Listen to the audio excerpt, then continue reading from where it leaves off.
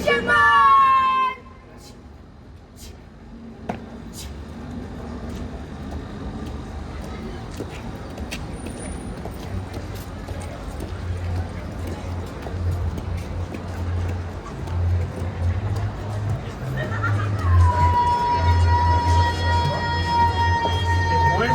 Yeah, we have like girls and boys for that.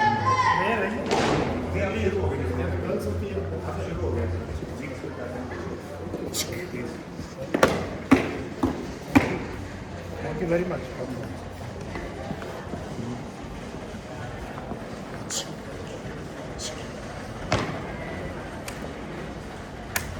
जय श्रीमान श्रीमान 3 एवं 7 Delhi battalion DCC college 2-6 Koteghat को कार्य शुरू कराने की आज्ञा दूं। जय श्रीमान।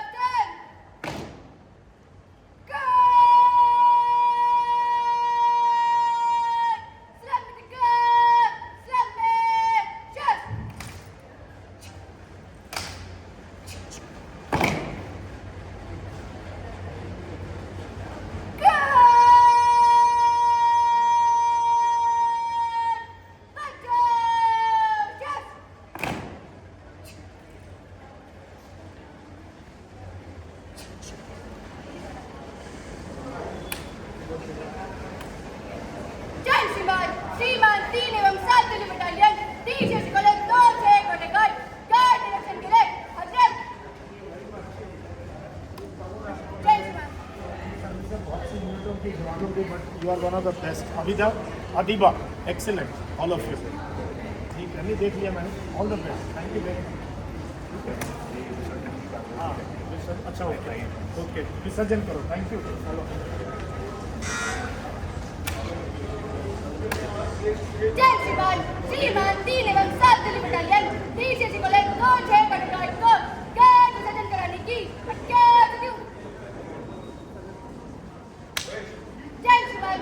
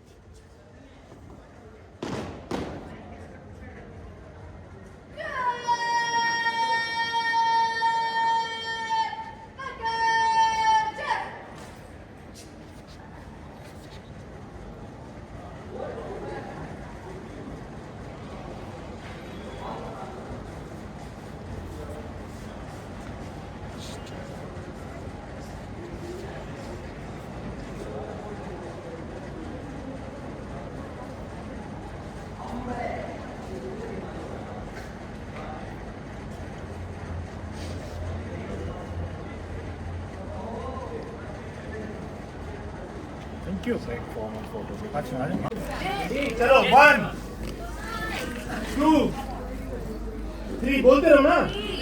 4 5 6 7 8 9 10 11 12 13 14 15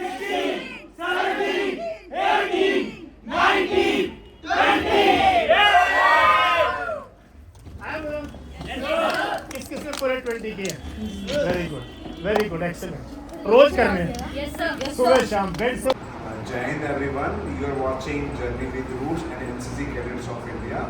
और आज हमारे साथ चीफ गेस्ट हैं हमारे जो NSS के इवेंट में आए थे, तो we are very honoured to have with us major general Yash Paul sir. And उनके साथ इनकी एक जो जर्नी है पूरी लाइफ की, NCC कैडेट के साथ मैंने आज इंटरेक्शंस किया है, तो एक यादगार के तौर पर उनसे हम बातचीत करेंगे। Sir welcome back, welcome to our college, Delhi college of Washington. Sir आप बताएंगे कि आपकी स्कूलिंग कहाँ पे हुई, फिर कॉलेज लाइफ कहाँ पे हुई? मेरा स्कूलिंग हुई है मिलिट्री स्कूल बैंगलोर। फादर तो मेरे फौज में सिपाही थे, तो मिलिट्री स्कूल बैंगलोर में मैं पढ़ा और उसके बाद कॉलेज किया मैंने गुरु कॉलेज फिरोजपुर के, तो मेरे फादर वहाँ पोस्टेड थे, Punjabi medium college Khalsa college. And first chance में मैंने अपना CBS रिटर्न एग्ज़ाम क्लियर किया, फर्स्ट चांस में SSB क्लियर की।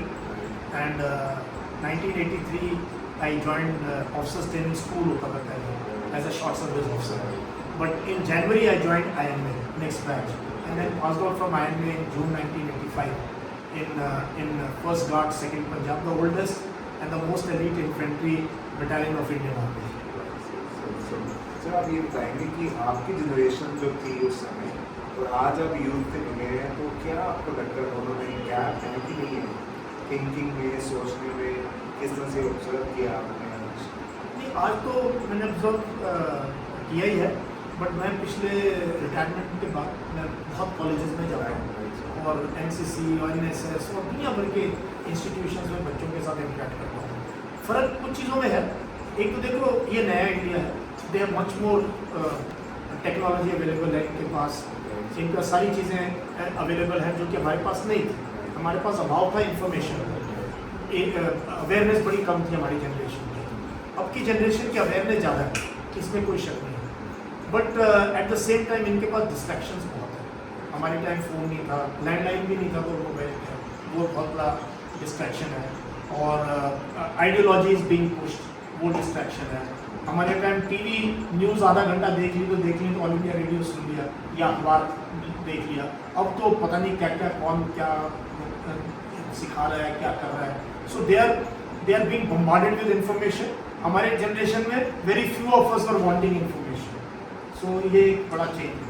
सेकंड सर, मैं जैसे आप देखते होंगे कि फेस वाइज ना डेवलप इंडिया के लिए ना विजन दिए गए हैं। जैसे हमें याद है हमारे स्कूल कॉलेज लाइफ 90s में बोला जाता था कि 1920 तक इंडिया विकसित हो जाएगा। हमारे अब्दुल कलाम जी की स्टेटमेंट में देखने को मिलती थी कि इंडिया विकसित हो, और करंट जो गवर्नमेंट है वो कह रही है कि विकसित 2047 में होगा। तो आप इस फेज को कैसे देखते हैं कि एक जनरेशन थी जो कहती थी 20 तक हम विकसित भारत करेंगे, वो शायद नहीं कर पाए। अब जो करंट लीडरशिप है वो देख रही है 47 तक लेके जा रही है कि विकसित भारत करेंगे। इस फेज को कैसे देखते हैं आप? इस फेज को अच्छी तरह से नहीं, मैं पूरे फेज से गुजरा हूँ। मैंने भारत की गरीबी, गुर्बत और जिस तरीके के हमारे सोशल इश्यूज थे 70s 80s के, कहाँ हम लड़ रहे थे, आपस में भी लड़ रहे थे, कंट्रीज़ के साथ भी वॉर चल रही थी, उससे हम काफ़ी आगे निकल चुके हैं एंड बहुत एरियाज़ में हमने डेवलप किया, इसमें कोई शक नहीं है। We are much more confident and what we were as a nation that time.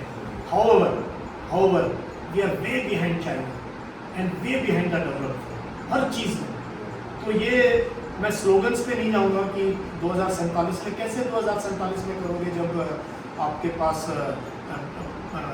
युवाओं के पास प्रॉपर जॉब्स नहीं है। स्कूल हमारे कैसे हैं, गाँव के स्कूल, देहात के स्कूल, हेल्थ का हमारा सिस्टम, हमें कोविड में पता नहीं किया कैसा हमारा हेल्थ सिस्टम है। इंफ्रास्ट्रक्चर हमारा दिल्ली में 20 किलोमीटर जाने में 1 घंटा लगता है। We are so poor in infrastructure. कैसे विकसित हो जाओगे अगर आप आपकी हर जगह ट्रैफिक में रुक रहे हो? फिर सोशल इश्यूज बहुत ज़्यादा, सोशल हार्मनी पहले शायद ज़्यादा थी, अब बहुत ज़्यादा ये आइडियोलॉजिकल भी देश को पुश किया जा रहा है एक तरफ।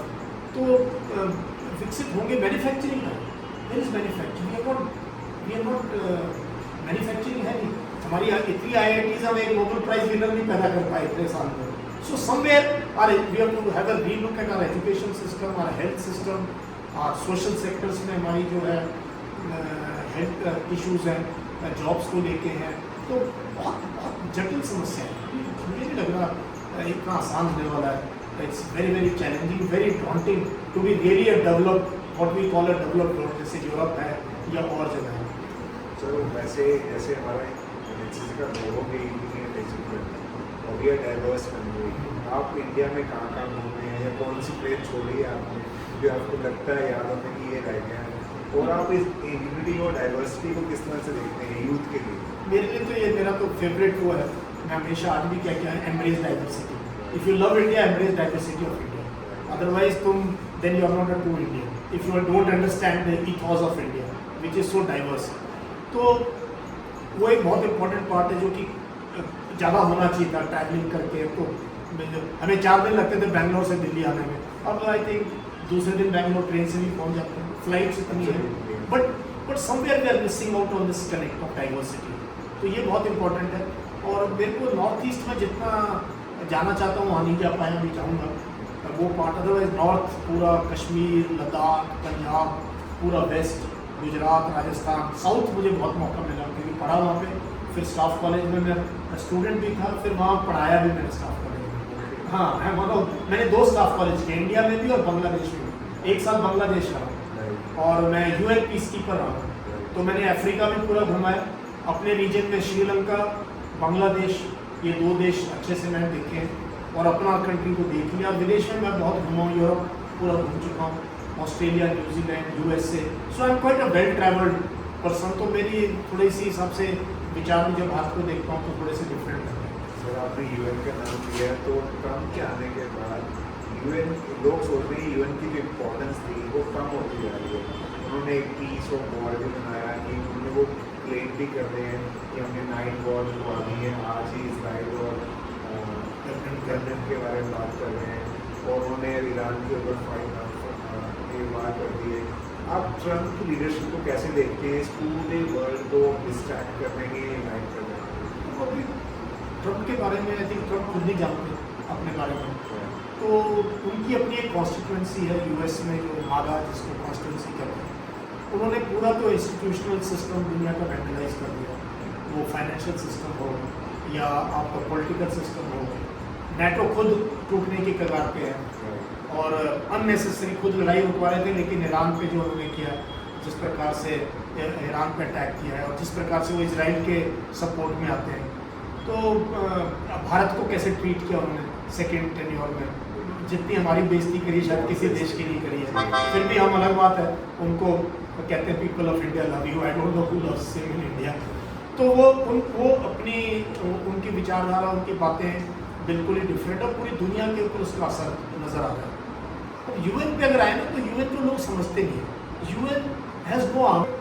गांव का सरपंच है, अगर पंचायत करेगी तो कर सकता है, वो अकेला क्या करेगा? वो अकेला रोड बना नहीं सकता, अकेला किसी से लड़ नहीं सकता है। तो UN, I have served in a UN needs collaboration and cooperation. UN अकेला स्टेटमेंट दे सकता है, UN सिक्योरिटी काउंसिल से रेजोल्यूशन पास करा सकता है, कागज it is not even worth the paper it is written on. So UN is helpless if the P5 permanent 5 league support करें, और उसमें US सबसे बड़ा है, UN हेडक्वार्टर USA में है, तो UN को ब्लेम करने से कोई फायदा नहीं है। बट अभी जो है ट्रम्प का एक ही तो वो है कि नया वर्ल्ड ऑर्डर अब उभर रहा है, जिसमें रशिया, चाइना उभर के आ रहे हैं, ईरान एक मिलिट्री पावर के तौर पे उभर के आ रहा है, पाकिस्तान एक मिलिट्री तौर पे उभर के आ गया है। सरप्राइजिंग क्यों सरप्राइज? मेरे लिए सरप्राइजिंग नहीं, this was to happen the way जिस प्रकार से ये पिछले 1 साल की इवेंट्स हुई है, तो we should not be surprised. And next question sir, NATO पहले 2% तक GDP का स्पेंड करता था इसके ऊपर, ट्रम्प के प्रेशर में आके वो 5% तक GDP का स्पेंड करने लगे हैं।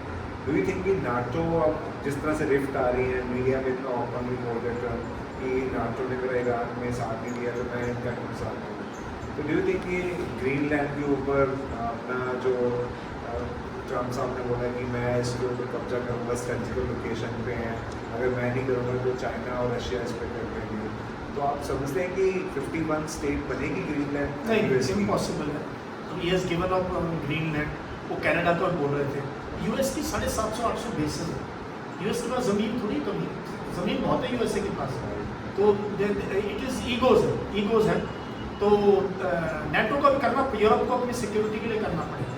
अगर अमेरिका सिक्योरिटी गारंटी, अब ये वेस्ट एशिया वाले भी करेंगे, अब देख लो वेस्ट एशियन कंट्रीज़ का क्या हाल किया है ईरान ने।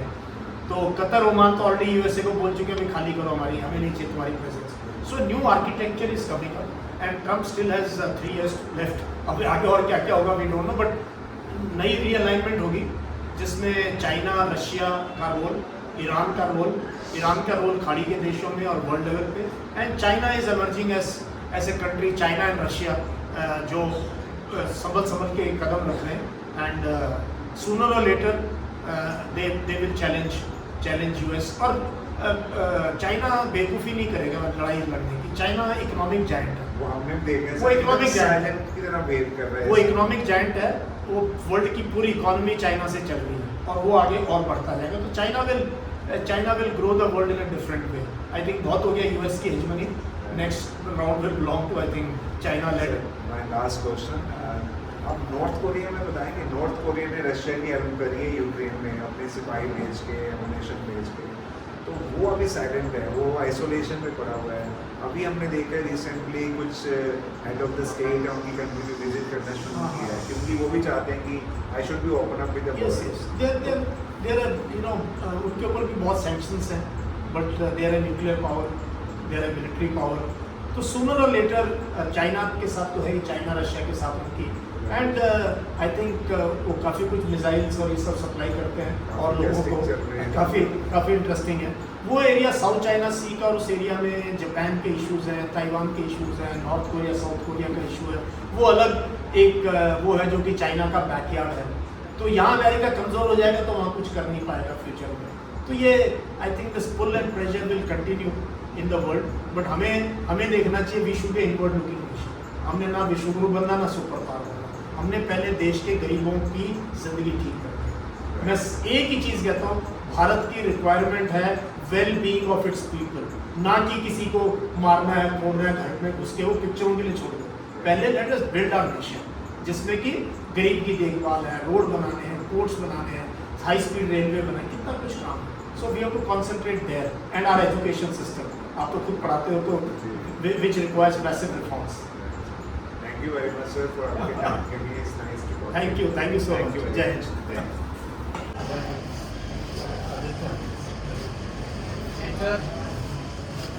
Akash.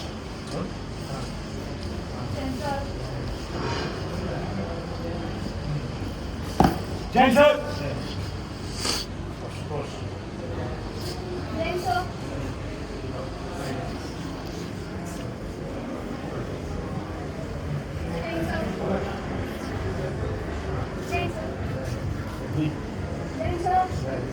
This week.